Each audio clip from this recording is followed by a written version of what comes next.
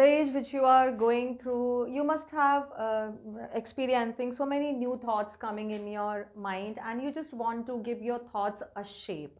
That can also be said in the form of invention, new discoveries, new invention. Try to know the things, and when you are able to know them, then you want to just make them some changes in that, alteration in the process, in the action. These all kind of things definitely, and almost all the children have of this label and this age. The same was there in one of the future scientists about which we are talking about in this chapter, that is Footprints Without Feet, chapter number 6, Making of a Scientist, written by Robert W. Peterson. किस तरह से एक छोटा बच्चा एक discovery, एक invention या एक क्यूरियोसिटी अपने हार्ट में लेकर चलता है, और कैसे वो उस क्यूरियोसिटी को एक डिस्कवरी में चेंज करता है, और कैसे वो एक अपने आप को साइंटिस्ट के तौर पर इस्टेब्लिश करता है, वही हम इस चैप्टर में देखेंगे. We'll see the writer's information, some value points including the question answer, and at the last word meaning and summary. So let's start with the authors of Making of Scientists, written by Robert W. Peterson. Robert W. Peterson was a famous American newspaper writer who later became a freelance author of the magazine and articles. He wrote with authority, particularly on the topics of the sports and scouting. He was born in 1925 in Pennsylvania in US and died of the lung cancer on 11th February 2006.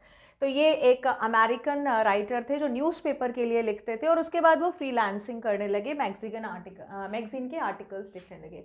What is freelancing? When you are not doing a particular job by residing, और ऐसे like morning to evening job आप किसी specifically one organization या institution के लिए नहीं करते हो, अलग अलग जगह पे जहाँ पे आपको जो भी काम मिला, you are providing your services time to time, उसको फ्रीलांसिंग बोलते हैं. ठीक है, तो वो फ्रीलांसिंग करते थे, अलग अलग मैगजीन्स के लिए आर्टिकल्स लिखते थे. उन्होंने अथॉरिटी पे लिखा था.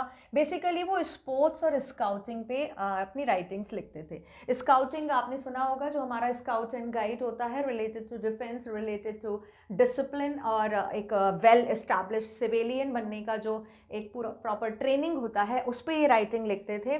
और इनकी जो डेथ थी वो लंग कैंसर से हुई थी, and he was related with Pennsylvania, USA. इनकी लिखी हुई ये छोटा सा चैप्टर जो आपके लेवल का है, मतलब यहाँ पे जो मेन कैरेक्टर है अभी वो उतना ही बड़ा है जो जिस एज में आप लोग चल रहे हो, और आगे जाके कैसे वो अपना करियर ऑप्ट करता है वही बताया गया है. So let's have some chapter. Sketch the story of making a scientist is written by Robert W. Peterson. It's about a great scientist, Richard H. Bright. He had a habit of collecting butterflies, rock fossils, and coins since he was a kid. He started scientific researches on the studies of butterfly, and his curiosity and will to win the right reasons made him successful. So वो जब बहुत छोटा सा बच्चा था, कौन छोटा सा बच्चा था? ये great scientist Richard H Albright.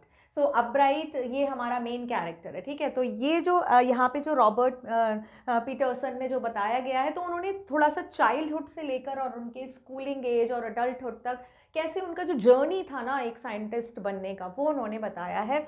तो इनमें जो रिचर्ड अब्राइट में स्टार्टिंग से ही हैबिट थी, मतलब उनमें एक तरह की क्यूरियोसिटी थी कि वो शुरू से ही बहुत सारी चीज़ें कलेक्ट किया करते थे.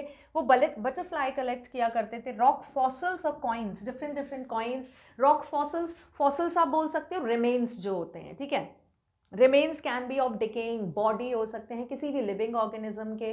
यहाँ पे वो कौन से रिमेन्स, जो बची हुई चीज़ें होती हैं, आप बोल सकते हो बहुत सालों तक पड़ी रहती हैं, बची हुई चीज़ें होती हैं वो. तो यहाँ पे वो रॉक, डिफरेंट टाइप्स की रॉक जो होते थे उनका कलेक्शन करते थे. और बाद में उन्होंने जो साइंटिफिक रिसर्च स्टार्ट की और उन्होंने स्टडी की बटरफ्लाइज पे. Means he was really interested in knowing more and more about the butterflies, और उस पर उन्होंने स्टडी और उस पर रिसर्च भी उन्होंने की.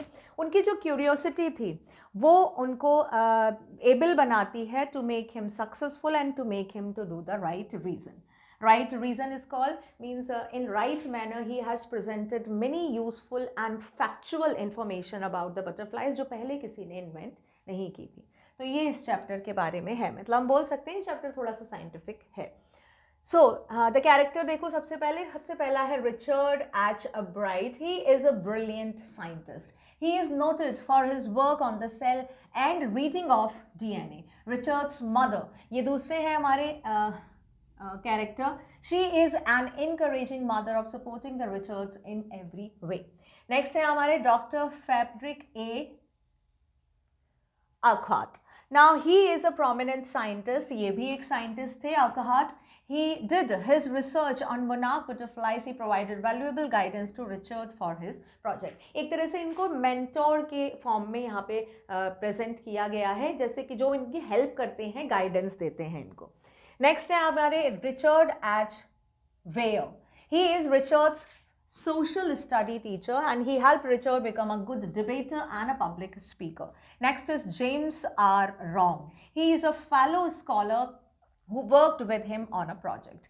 Fellow scholar आप बोल सकते हो co-mate, ठीक है. co-mate मतलब उनके स्कूल मेट थे और उनके पीयर ग्रुप के co-mate थे.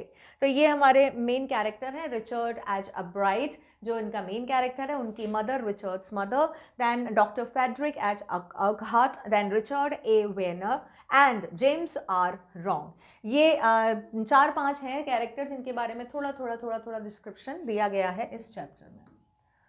So let's start now the chapter glimpse. Richard's success at young age. यहाँ से ये chapter शुरू होता है. The article of Richard and his friend was published in the Proceeding of the National Academy of Science. He was only 22 years old at that time. He was the first time that the research work of the college student was published. It was a rare honor for Richard. तो Richard और उनके जो friend थे, ठीक है, अभी हमने पढ़ा था, उनके जो फ्रेंड थे जेम्स आर रॉन्ग, इन दोनों ने मिलकर एक आर्टिकल पब्लिश किया था. और ये आर्टिकल कहाँ पे पब्लिश किया गया था? नेशनल एकेडमी ऑफ साइंस में पब्लिश किया गया था. उस टाइम पे वो सिर्फ और सिर्फ 22 ईयर्स के थे, बहुत यंग एज के थे. इतनी यंग एज के किसी भी बच्चे का जो आर्टिकल है, अभी तक कोई भी रिसर्च वर्क नहीं पब्लिश हुआ था. Means he was the youngest at that time. तो ये बहुत रेयर ऑनर था रिचर्ड के लिए कि इतनी यंग एज में उनके आर्टिकल को, उनके रिसर्च पेपर को नेशनल एकेडमी ऑफ साइंस में जगह मिली थी, जो उन्होंने अपने फेलो फ्रेंड के साथ किया था. Richard collector from childhood. अब यहाँ पे रिचर्ड की हैबिट के बारे में बताया जा रहा है कि उनकी क्या हैबिट और चॉइस थी. Richard was the only child of his parents. He grew up on the reading Pennsylvania, USA. He had no one to play with, so he started collecting things like rocks, fossils, and coins. He even gazed at stars. Collecting butterflies became his hobby. तो यहाँ पे बताया गया है कि Richard was the only son. वो single child थे अपने पेरेंट के, तो इसलिए उनके साथ खेलने के लिए कोई था नहीं, कोई भाई बहन या कुछ भी घर में और कोई भी नहीं था. उनकी माँ थी बस. तो उन्होंने अपना एक शौक़ बना लिया था खेलने का कि अकेले खेलते थे वो, और अकेले के जो शौक़ थे उन्होंने कलेक्टिंग का शौक़ बना लिया था. वो अलग अलग तरह के रॉक जो remains of the rock collect किया करते थे, कॉइन्स कलेक्ट किया करते थे, बहुत टाइम तक कंटिन्यूसली बटरफ्लाइज को देखते रहते थे. ये सारी उनकी हॉबी बन चुकी थी. इसके अलावा वो स्टार्स, मतलब आसमान की तरफ भी देखते रहते थे, स्टार्स से बातें किया करते थे. तो यहाँ पे हम देख सकते हैं कि Richard has found his own company according to his choice. उनके साथ कोई भी नहीं था, लेकिन उन्होंने अपने फ्रेंड्स बना लिए थे अपनी हॉबीज़ को, और अपने पास टाइम चॉइसेस जो भी थी उन्होंने उनको अपना फ्रेंड बना लिया था. Richards mother his companion. Companion is called friend, ठीक है. तो रिचर्ड की जो माँ थी वो उनकी कौन थी? कंपेनियन थी, उनकी फ्रेंड थी. Richards mother was constantly with him. वो हमेशा उनके साथ रहती थी. रिचर्ड की जो मदर थी, रिचर्ड की माँ जानती थी कि उनके साथ कोई भी नहीं है, उनके फादर भी नहीं थे, तो रिचर्ड की माँ हमेशा उनके साथ रहती थी. And she encouraged him by taking him on the trips and brought him the telescopes and other equipments. She found work to challenge him and helped him to learn a lot. वो उनको encourage किया करती थी. वो ऐसा नहीं कि वो उनको means she remained busy in her own task और वो उनको छोड़ दिया करती थी कि भाई तुम कुछ भी करो. No, उन्होंने देखा कि yes, Richard was very curious to know about new thing. वो उनका इंटरेस्ट रहता था नई नई चीज़ों के बारे में जानने के लिए. तो उन्होंने देखा कि भाई हाँ इसको घूमने में अच्छा लगता है, तो वो उसके लिए ट्रिप्स ऑर्गेनाइज करती थी। उनको तारे देखना अच्छा लगता था, तो उन्होंने उसके लिए टेलीस्कोप अरेंज किया और अदर इक्विपमेंट्स जो उनको हेल्प करते थे whatever he just wanted to do. वो इस तरह के वर्क उनके लिए खोजती थी, कोई भी प्ले, कोई भी टास्क, कोई भी जॉब उनके लिए ढूंढती थी जो उनको चैलेंजिंग थे, क्योंकि उनको चैलेंजिंग वर्क करना अच्छा लगता था और हमेशा उनको हेल्प करती थी कि वो नई नई चीज़ सीखें। तो यहाँ पर जो मदर है रिचर्ड की, वो as a mother and as a friend both type of jobs he was totally और properly fulfilling for Richard. Now यहाँ पर आता है, अब यहाँ पर इंसिडेंट शुरू होते हैं जो रिचर्ड को एक साइंटिस्ट बनाने की तरफ आगे बढ़ते हैं। Richard reads The Travels of Monarch X. The reading of the children's book titled The Travel of Monarch X inspired him. He became interested in the world of the science. The book asked the readers to study butterflies' migrations. Richard came into contact with the scientist Dr. Urquhart through his book, who influenced him greatly. अब यहाँ पर ये बताया गया है कि उनकी जो माँ थी उनको नई नई चीज़ें ला कर देती थी। यहाँ पर उनकी माँ ने उनको एक बुक गिफ्ट की थी। ये बुक कौन सी थी? ये बुक थी the travels of monarch x. Monarch x is the name of a kind of breed of butterfly. एक बटरफ्लाई की ब्रीड है, काइंड ऑफ स्पेशीज है बटरफ्लाई का, मोनार्क एक्स जिसके नाम से जाना जाता है। वो जब उन्होंने बुक पढ़ी तो वो उस बुक से बहुत ज़्यादा इंस्पायर हुए, उनका इंटरेस्ट बहुत ज़्यादा बढ़ गया towards the word of scientific. And ये जो बुक थी वो अपने रीडर्स को एक तरह से प्रवोक कर रही थी कि वो बटरफ्लाई माइग्रेशन के बारे में जाने। Now migration is called means going, leaving one place and going to other place. तो हम बोल सकते हैं यहाँ पे going from one place to other place, migration. जब आप जाते हो ना एक स्कूल से दूसरे स्कूल में जाते हो तो माइग्रेशन सर्टिफिकेट चाहिए होता है, means you are going from this school to another school. Same as monarch जो बटरफ्लाइज होती हैं, जैसे बर्ड्स होती हैं, हमको पता है कि बर्ड्स जहाँ पे भी जो भी वार्म या ट्रॉपिकल क्लाइमेट के जो भी रीजन्स होते हैं, बहुत सारी जो बर्ड्स होती हैं वो can not survive in very severe cold winter, chilled में नहीं सर्वाइव कर पाती, वो माइग्रेट कर जाती हैं, मतलब एक जगह से दूसरी जगह उड़ जाती हैं। सेम एज बटरफ्लाई भी करती हैं। Butterflies come in the category of insect, वो इंसेक्ट की कैटेगरी में आती हैं, वो भी माइग्रेशन करती हैं। मतलब एक kind of butterfly, one kind of या one species of the butterfly ना, they migrate from one place to other place at certain time. तो ये बुक उसी के बारे में थी, माइग्रेशन ऑफ द बटरफ्लाई के बारे में। इसको पढ़ के रिचर्ड का जो इंटरेस्ट था वो बटरफ्लाइज में और ज़्यादा बढ़ गया।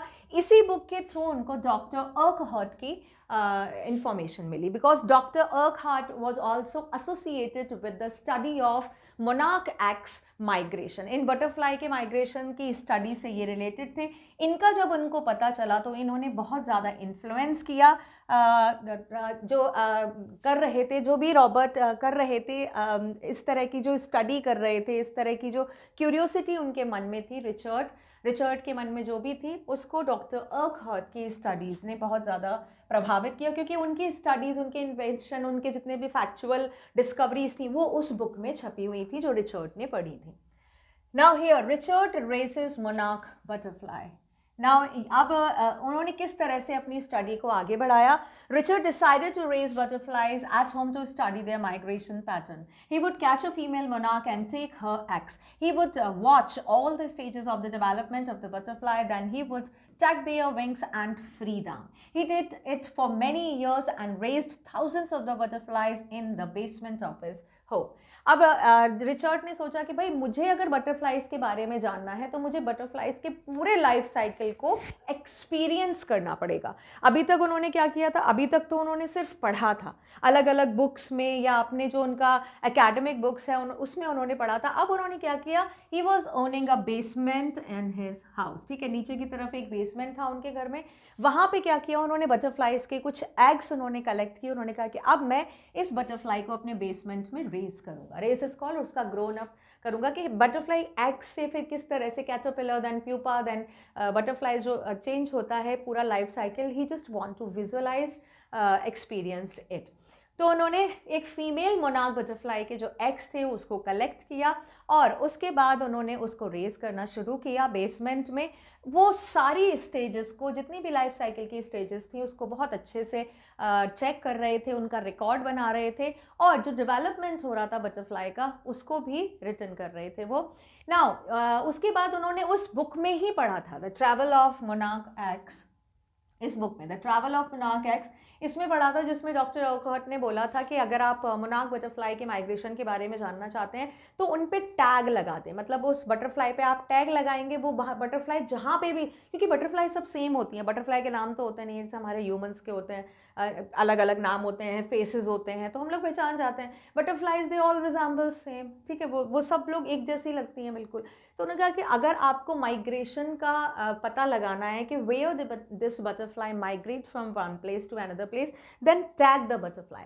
Tag is called, you are placing a kind of sticker on the wing of monarch butterfly. ठीक है, आप कोई किसी तरह का कोई स्टिकर अगर लगा दोगे, जैसे यहाँ पे ये स्टिकर लगा दिया, it is a kind of tag. अब ये बटरफ्लाई जहां भी जाएगी, ठीक है, और वापस जब जैसे भी आएगी या किसी के पास जाएगी, वहां पे आपको पता चल जाएगा कि हाँ, इस बटरफ्लाई पे आपने ये टैग लगाया है। तो tagging of the butterfly to know, ऐसा कुछ लिखा भी हो सकता है, मेन भी हो सकता है, कैसा भी हो सकता है। तो यहाँ पे डॉक्टर ओकहर्ट ने बताया था कि if you are tagging the butterfly, that will really help you to understand their migration pattern, कि वो किस तरह से और कहाँ जाती हैं और कब वापस आती हैं। तो ये उन्होंने बहुत टाइम तक किया, काफ़ी साल तक उन्होंने ये किया रिचर्ड ने, फॉर मेनी ईयर्स। उन्होंने बहुत सारे थाउजेंड्स ऑफ द बटरफ्लाइज को रेस किया अपने बेसमेंट में to know their migration pattern. एक से नहीं होता है, अब कोई भी न्यू डिस्कवरी या इन्वेंशन आप करोगे, you should have a lot of patience, because one day this is the sum of continuous and collected patient that will come up as a result in one day, and that will be your own discovery or invention। वो यही करते थे, उनमें बहुत ज़्यादा patience था, उन्होंने बहुत सारी बटरफ्लाइज को रेस किया अपने बेसमेंट में और तब जाके उनको माइग्रेशन पैटर्न का पता चला। लेकिन ये टैगिंग उनको ज़्यादा यूजफुल नहीं लगी, क्योंकि एक बार बटरफ्लाई को जब उन्होंने टैग किया, इट वॉज वेरी हार्ड कि you can find that butterfly, same butterfly again. Now Richard enters county science fair. अब यहाँ पे नया कंपटीशन या पार्टिसिपेशन के बारे में बात की जा रही है। Richard displays his slides of the frog at the county science fair but did not win any award. He realized that he needed to carry out the real experiments to win an award. He took suggestions from Dr. Urquhart. As a result of his many experiments, he won many prizes at the county and international science fairs in the following years. अभी वो county science fair, जो भी fair वगैरह या competition इस तरह के होते थे, वो उसमें पार्ट लेते थे। तो जो काउंटी साइंस फेयर लगा था उसमें उन्होंने फ्रॉक्स के स्लाइड डिस्प्ले किए थे, लेकिन उन्होंने कोई भी अवार्ड नहीं जीत पाया। तो उनको थोड़ा सा होपलेस हो गए वो। फिर उन्होंने सोचा कि भाई मुझे अगर कुछ इस तरह का पार्टिसिपेट करना है तो मुझे बिल्कुल रियल एक्सपेरिमेंट दिखाने होंगे जो आज से पहले किसी ने भी नहीं दिखाए। Now he was already interested in the studies of monarch butterflies. तो यहाँ पे सजेशन उन्होंने कुछ मांगे डॉक्टर अर्कहर्ट से, और उनकी गाइडेंस के अकॉर्डिंग उन्होंने बहुत सारे एक्सपेरिमेंट किए, जिनके रिजल्ट को उन्होंने डिस्प्ले किया county science fair, international science fair, और उन्होंने बहुत सारे अवार्ड्स जीते आने वाले सालों में। ठीक है, तो यहाँ पे वो होपलेस नहीं हुए कि मैंने कोई अवार्ड नहीं जीता तो ही स्टॉप्ड वर्किंग, कि इससे कोई फायदा नहीं होगा। He again pushed him up, took the suggestion from Dr. Urquhart and started working and get the result again presented and win the award. Now Richard's 8th grade project. Now Richard का जो 8th grade का project था, Albert Albright tried to find the cause of the viral fever that kills thousands of the monarch butterfly. He thought that a beetle may carry the virus that causes viral fever. Although this was not the case, he still won the prize for his project. अब आगे के बारे में बताया जा रहा है कि वो बटरफ्लाइज के बारे में सब कुछ जानना चाहते थे। पहले उन्होंने माइग्रेशन पैटर्न के बारे में स्टडी किया, उसके बाद जो वायरल फीवर था, अभी ऐसा नहीं है कि हम लोग ही बीमार पड़ते हैं भाई, जितने भी लिविंग स्पेशीज हैं कभी ना कभी तो उन लोगों को भी कोई प्रॉब्लम होगी। एनिमल्स होते हैं, बर्ड्स होते हैं, इंसेक्ट होते हैं, सब लोग बीमार पड़ते हैं, बटरफ्लाइज भी बीमार पड़ती हैं। तो उनको वायरल फीवर होता था, और ये इस तरह की डिजीज से ना एक बार में बहुत सारी thousands of the monarch butterfly मर जाती थी। तो तो वो इसका पता लगाना चाहते थे कि भाई इसका कॉज क्या है, इसका रीज़न क्या है, क्यों होता है, कैसे होता है। तो अभी इसके बारे में अभी तक की जो स्टडी हुई थी उसमें ये बताया गया था कि जो बीटल है, ठीक है, beetle is also kind of insect, वो एक काइंड का जो वायरस है वो कैरी करता है और उससे ही मोनार्क बटरफ्लाइज में वायरल फीवर फैलता है। इसके बारे में अगेन उन्होंने स्टडीज किया and he proved it wrong. उन्होंने इसको रॉन्ग प्रूव किया कि हाँ ऐसा नहीं है, और इसके लिए उनको प्राइज मिला था अपने प्रोजेक्ट पे, इस प्रोजेक्ट पे काम करने के लिए। मतलब उन्होंने ये जो एक आप बोल सकते हो कि एक प्रेजुडाइज्ड थॉट या बिलीफ जो प्रिवेल था कि मोनार्क बटरफ्लाई में जो वायरल फीवर होता है वो बीटल के वायरस कैरी करने के कारण होता है, उन्होंने इसको रॉन्ग प्रूफ किया और उसके लिए उनको प्राइज भी मिला था। नेक्स्ट आता है Richards winner county science fair, जिसमें पहले उन्होंने पार्ट किया था, कोई भी अवार्ड नहीं मिला था। Again he has parted and one the award. Richard experimented on viceroy butterflies. He tried to prove that Viceroy copy monarch. Viceroy do it to protect themselves from the birds, as birds who don't eat monarch. The project won the first prize in zoology division and overall third prize in the county science fair. अब उन्होंने एक और किया, पहले migration pattern के बारे में पता लगाया, फिर वायरल फीवर के बारे में पता लगाया जो सब मोनार्क बटरफ्लाई से रिलेटेड थे, और अब उन्होंने एक्सपेरिमेंट किए वायसराय बटरफ्लाइज पे। Now viceroy butterfly is also kind of breed of monarch butterfly. You can see यहाँ पे दो तरह की बटरफ्लाइज हैं, this is monarch butterfly and viceroy butterfly. These two different species हैं, लेकिन इनका जो अपीयरेंस है वो बहुत ज़्यादा सिमिलर है, दोनों बिल्कुल एक सी लगती हैं। और यहाँ पर एक चीज खास है कि जो ये जो वायसराय है, ठीक है, वायसराय बटरफ्लाई, इसको क्या है, it is the favourite food of birds. Birds जो बड़ी बड़ी बर्ड्स होती हैं जो इंसेक्ट वगैरह खाती हैं, वो किसको खाना पसंद करती हैं, viceroy, as compare to monarchs. Monarchs को खाना पसंद नहीं करती। अब देखने में ये दोनों रिजेंबल्स हैं, ठीक है, दोनों एक से लगते हैं, लेकिन मोनार्क बटरफ्लाई की कुछ स्मेल या गंध ऐसी होती है जो बर्ड्स को अच्छी नहीं लगती, उनको पता चल जाता है, वो पहचान सकती हैं। Means birds can differentiate between viceroy and monarch, वो अपने फूड में डिफ्रेंशिएट कर सकती हैं। लेकिन यहाँ पर जो रिचर्ड ने पता लगाया कि हाँ उन्होंने प्रूव किया, ये try to prove that viceroy जो है वो बिल्कुल मोनार्क की कॉपी होती है, एंड वायसराय अपने आप को प्रोटेक्ट करती हैं फ्रॉम बर्ड्स, क्योंकि बर्ड्स का जो फेवरेट फूड होता है वो होता है वायसराय, एंड जो बर्ड्स हैं वो मोनार्क बटरफ्लाई को खाना पसंद नहीं करती हैं। तो ये जो प्रोजेक्ट था इसको भी फर्स्ट प्राइज मिला था, जो कि था जूलॉजी डिवीजन में, और उसके बाद जो काउंटी साइंस फेयर था उसमें इनके इस प्रोजेक्ट को थर्ड प्राइज मिला था। ठीक है, तो यहाँ पर हमने क्या देखा, उन्होंने मोनार्क बटरफ्लाइज की each and every phases, stages, related जितने भी फिनोमेना थे उन सब पे वर्क किया था, और उसको वन बाय वन उस पर डिस्कवरी की, रिसर्च पे जितने भी उनके पेपर्स थे उसको प्रेजेंट किया, and keep on winning the awards. Now Richards discovery of a hormone.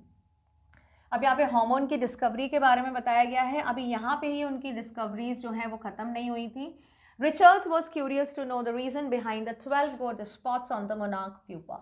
He and his friend built a device to prove that the spots were producing a hormone necessary for its full development. The project got him first prize in the county fair. He also entered the International Science and Engineering Fair, and he got third prize of geology for in this fair.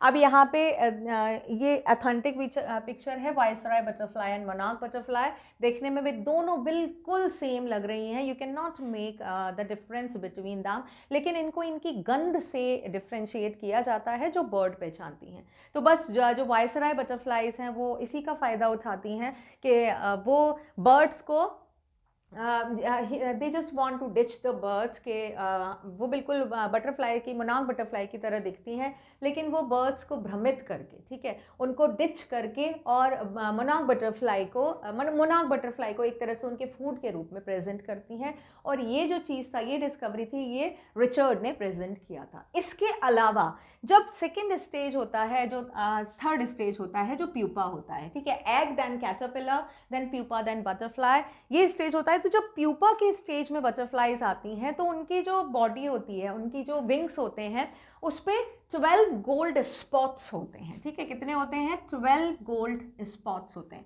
ये जो आपको दिख रहे हैं ना इस तरह के, ये जो जहाँ बड़ी बड़ी जो लाइंस बन गई हैं, तो जब ये प्यूपा के फॉर्म में होती हैं तो इनकी पूरी बॉडी पे इस तरह के 12 गोल्ड स्पॉट्स होते हैं। तो वो और उनके फ्रेंड ने पता लगाया कि भाई ये क्यों होते हैं, इनका क्या मतलब है, ये सिर्फ डेकोरेशन। पहले तो यही प्रबेल था कि भाई these spots are just making the और enhancing the appearance of the butterfly when it is going to develop, या वो उसको सुंदर बनाने के लिए, अट्रैक्टिव बनाने के लिए होते हैं। बट जब रिचर्ड और उसके फ्रेंड ने इस पर स्टडी किया तब उनको पता चला कि ये जो स्पॉट्स होते हैं ये एक तरह का हार्मोन प्रोड्यूस करते हैं जो मोनार्क बटरफ्लाई के डेवलपमेंट के लिए नेसेसरी होता है। मीन्स ये जो 12 स्पॉट्स हैं ये सिर्फ देखने के लिए नहीं होते हैं, इनका एक्चुअल में मीनिंग होता है ये एक हार्मोन सीक्रेट करते हैं जो डेवलपिंग हार्मोन होता है। और इसके लिए भी उनको फर्स्ट प्राइज मिला था काउंटी फेयर में, और उसके बाद इन्होंने इंटरनेशनल साइंस और इंजीनियरिंग फेयर में इसी प्रोजेक्ट के साथ एंटर किया, पार्टिसिपेट किया, और वहाँ पे उन्होंने थर्ड प्राइज वन किया जूलॉजी इन दिस फेयर। ठीक है, सेक्शन होते हैं, कैटेगरी होती हैं, तो जो भी उनकी कैटेगरी थी जूलॉजी सेक्शन में, कहाँ पे? International science and engineering fair, और वहाँ पे उनको थर्ड प्राइज मिला था। मतलब उन्होंने जितने भी फ्रेजेस, जो भी चीज़ें, जो भी phenomenal thing about the monarch butterfly उन्होंने जो डिस्कस किया उसको one by one he was keep on presenting and he was keep on winning the awards for the studies.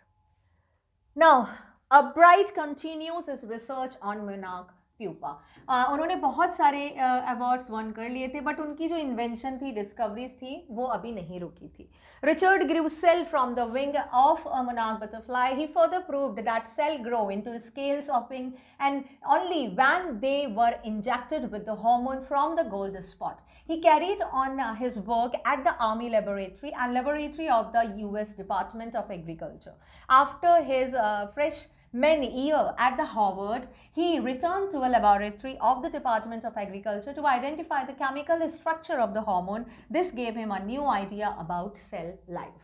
अब क्या वो स्टडी कर रहे थे? अब वो सेल लाइफ के बारे में स्टडी कर रहे थे जो मोनार्क बटरफ्लाई से रिलेटेड थी। उन्होंने अपने लेबोरेटरी में अपने ही लेवल पर सेल्स थे वो ग्रू किए, और वो सेल्स उन्होंने कहाँ से लिए थे? मोनार्क बटरफ्लाई के विंग से लिए थे। और उसके बाद उन्होंने उस सेल्स के बारे में जब पता लगाया, उसके बाद उन्होंने प्रूव किया कि ये जो सेल्स होते हैं ये स्केल्स में डेवलप हो जाते हैं। ठीक है, अगर आप मानो कि ये इस तरह के सेल्स हैं, ठीक है, छोटे छोटे सेल्स हैं, इस तरह के अलग अलग डिफरेंट सेल्स हो सकते हैं, ये स्केल में डेवलप हो जाते हैं ना। स्केल का मतलब ये एक प्रॉपर आप बोल सकते हो एक पैटर्न बन जाता है, जैसे उनके विंग्स बनते हैं। तो यही जो स्पॉट्स होते हैं ये आगे जाकर स्केल्स बन जाते हैं, डेवलप्ड हो जाते हैं, और ये जो स्पॉट्स होते हैं एक तरह का हार्मोन इंजेक्ट करते हैं जो कि कहाँ से मिलता है? उनको गोल्ड स्पॉट से मिलता है। तो यही उन्होंने ये सेल को ग्रू किया, मतलब उन्होंने जिस तरह की मोनार्क बटरफ्लाई के एग को ग्रू किया था, उसका डेवलपमेंट फेज देखा था, सेम ऐसे ही उन्होंने गोल्ड स्पॉट्स जो मोनार्क बटरफ्लाई के विंग से सेल लेकर उसको ग्रू किया, फिर देखा कि कैसे वो सेल्स हैं वो स्केल्स में टर्न हो रहे हैं, और इसके डेवलपमेंट में जो एक तरह से हेल्पिंग एजेंट है वो कौन सा है? That is hormone that is injected by the gold spot. अभी ये जो उनका वर्क था उन्होंने आर्मी लेबोरेटरी में किया, क्योंकि उनको काफ़ी तरह की चीज़ें, अब जैसे जैसे आपकी इन्वेंशन या डिस्कवरी बढ़ती हैं आपको उस तरह के रिसोर्सेज भी चाहिए होते हैं। तो आर्मी लेबोरेटरी उन्होंने यूज़ किया, laboratory of the department of agriculture, यहाँ पे उन्होंने इस चीज़ के लिए वर्क किया।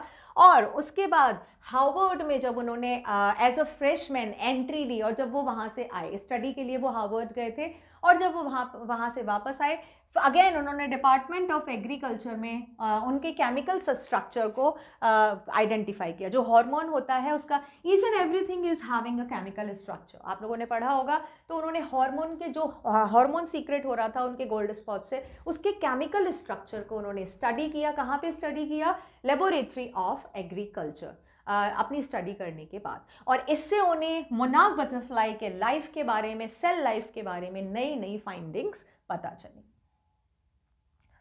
Now Richard study of cell and DNA, इसके बाद उन्होंने सेल और डीएनए की स्टडी किया। अब सेल लाइफ के बारे में उन्हें पता चल गया सेल कैसे डेवलप करता है, तो उसके बारे में उन्होंने स्टडी किया। Richard's research on the hormone gave him an idea. He believe that his study could tell how the cell read their DNA.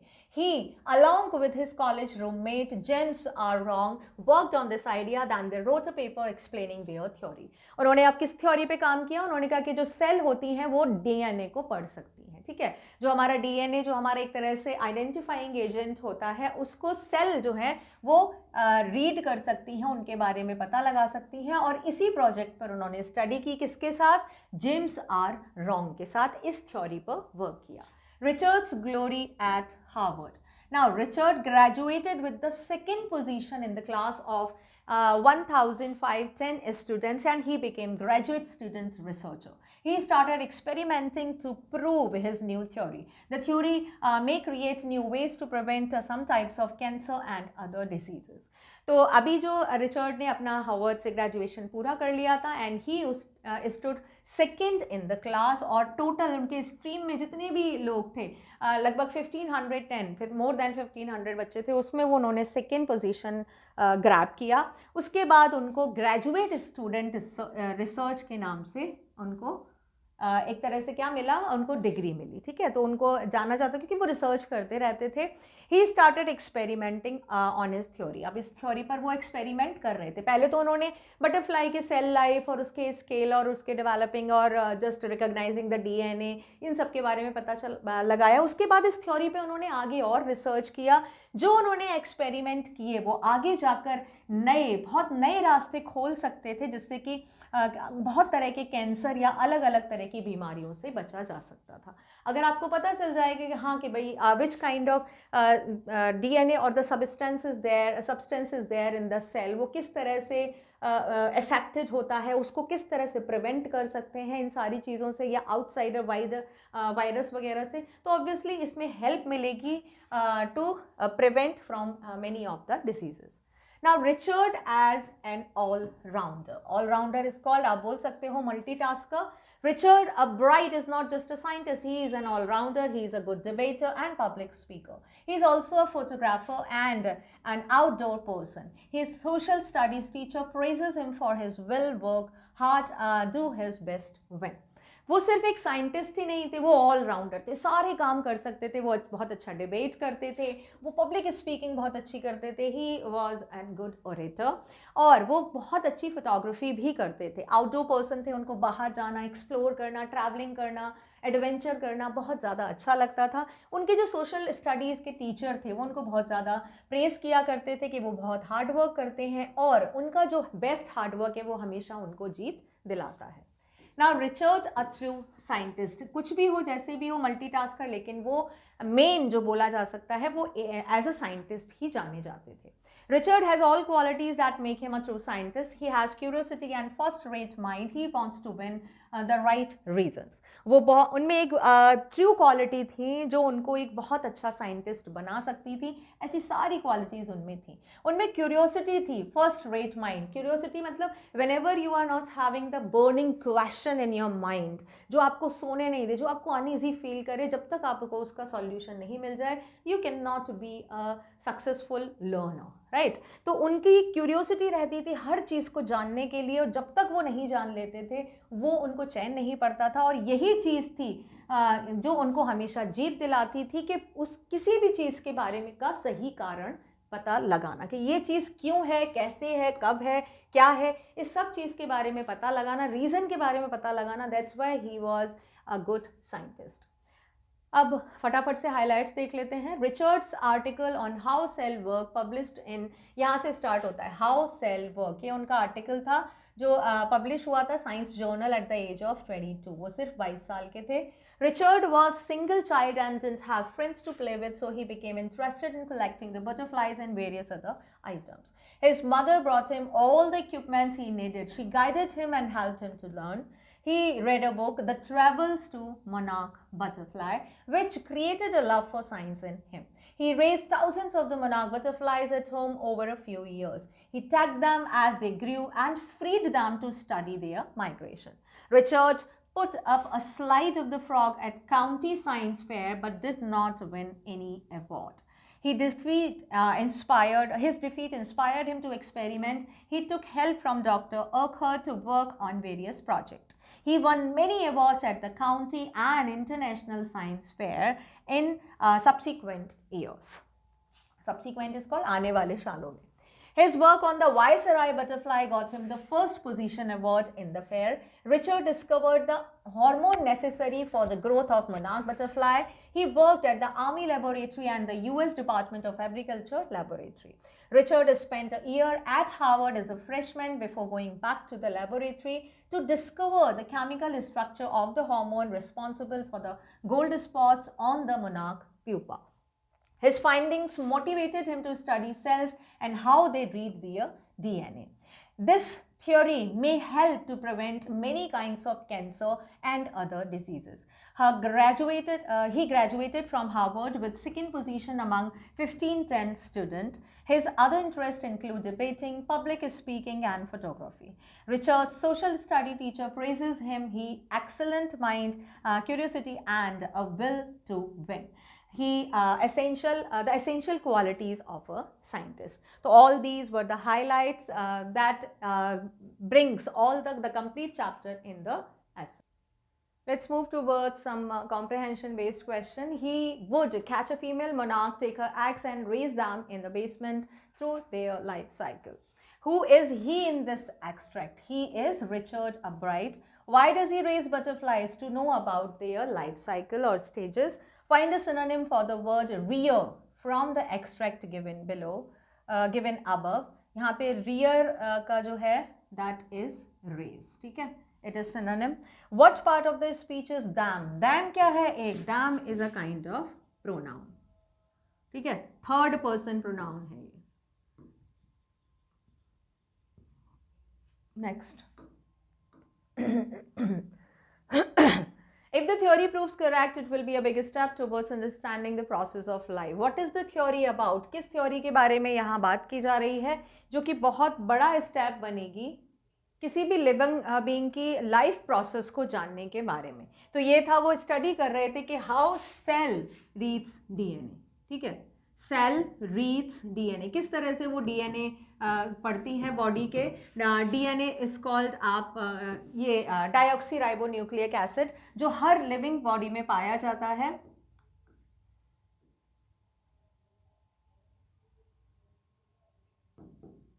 इसके बारे में वो स्टडी कर रहे थे जिससे कि पता चल जाएगा कि हाँ भाई अगर डीएनए में जिस तरह का फंक्शन होता है जो कि कौन रीड कर सकता है, जो सेल रीड कर सकता है, कैसे रीड करती है सभी लिविंग ऑर्गेनिज्म में, उससे काफ़ी हेल्प मिलेगी कि भाई लाइफ का जो प्रोसेस है वो किस तरह से चलता है. तो वो इसी थ्योरी पर काम कर रहे थे. Who proposed the theory? कौन कर रहा था? Obviously Richard Arkwright. Which part of the speech is life as used in this extract? जहाँ पे part of speech आए आप लोग समझ जाना, noun, verb, adjective, ठीक है, इन सब में से कोई पूछा जा रहा है तो यहाँ पे life क्या है? Life is a noun. हमारे last previous comprehension में pronoun आया था एक. Give a synonym of correct. Very simple. Correct का synonym यहाँ पर कौन सा है? Towards, proves, life, big step नहीं है यहाँ पर. सिनोनिम करेक्ट का कुछ भी लिख सकते हो आप, right, absolute, anything. Short questions answer देखते हैं. Mention any two of the brights contribution to the world of science. बहुत सारे इन्वेंशन कंट्रीब्यूशन किए थे उन्होंने, कोई दो हमको यहाँ पर बताने हैं. Arkwright discovered a hormone that was necessary for the growth of a butterfly. His other important contribution proved to be his study how cells read their DNA. अब यही क्वेश्चन अगर लॉन्ग क्वेश्चन में आता है तो आप ये जो हार्मोन का था जो भी उन्होंने स्टडी किया था इसको डिस्क्राइब कर सकते हो कि once they saw the 12 gold spots on the wings of the butterfly and according to the earlier study it was thought that this just enhancing the appearance, okay, means their contribution is just enhancing the appearance of the monarch butterfly, but that was proved wrong when he started working on this theory with his friend are wrong, and they proved that gold spots present, 12 gold spots present on the wings of the butterfly, they create a kind of hormone that contribute in the development of the butterfly. इससे देखो बड़ा हो गया हमारा। जो दूसरा है आपका reading cell reads their DNA, इसको इलैबोरेट कर दोगे तो ये अगेन मतलब दो हमने किया, यहाँ पे हमने सिर्फ नाम लिखा है, सिर्फ एक लाइन में बताया है। अगर ये लॉन्ग क्वेश्चन आता है तो आप इसको इलैबोरेट कर सकते हो। Why do Viceroy butterfly copy the monarch butterfly? Birds eat Viceroy butterfly because they taste good to them, whereas monarch butterflies do not taste good to the birds. So the Viceroy try to copy the monarch to protect themselves from the birds. This we have already gone through कि जो चिड़ियाँ हैं उनको Viceroy को खाना पसंद है, इसीलिए Viceroy है वो monarch की कॉपी करती हैं।